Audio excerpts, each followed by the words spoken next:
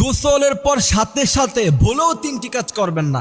যদি করেন তাহলে আপনি মারাত্মক অসুস্থ হয়ে যাবেন। বয়স 40-50-এর পরে দেখবেন আপনি কঠিনভাবে অসুস্থ হয়ে গেছেন। কারণ এই অসুস্থতাটা একদিনে কেউ হয় না, আস্তে আস্তে ধীরে ধীরে মানুষ এই অসুস্থতাগুলি গ্রহণ করে। এই জন্য বিশ্বনবী সাল্লাল্লাহু আলাইহি সাল্লাম তিনি যে কথাগুলি বলেছেন 1500 বছর পরে ডাক্তাররা যে কথাগুলি বলছে বিশ্বনবী সাল্লাল্লাহু আলাইহি সাল্লামের সাথে সেই কথাগুলি মিলে গিয়েছে। আমি বড় আশ্চর্য হই যে রাসূল 1500 বছর আগে কি সুন্দর কথা তিনি বর্ণনা করে গিয়েছেন। গোসল করার পর সাথে সাথে প্রথম নাম্বার যে ভুল করা যাবে না সেটা হচ্ছে গরম খাবার খাওয়া যাবে না গোসল করার পর সাথে সাথে। দ্বিতীয় নাম্বার, গোসলের সময় অতিরিক্ত গরম পানিতে আপনি গোসল করবেন না, তাহলে আপনার যে স্কিন আছে সেটা ড্রাই হয়ে যেতে পারে। তৃতীয় নাম্বার যে ভুলটা আপনার গোসলের সময় করবেন না সেটা হচ্ছে কেমিক্যাল জাতীয় সাবান প্রতিদিন ইউজ করার দরকার নেই। এটা বিশেষ করে আমরা যখন জামিয়া রশিদে পড়তাম তখন আমাদের ওস্তাদজি বলতেন প্রতিদিন তোমরা কেমিক্যাল জাতীয় সাবান দিয়ে গোসল করো না, তাহলে আপনার যে স্কিন সেই স্কিন নষ্ট হয়ে যেতে পারে। এই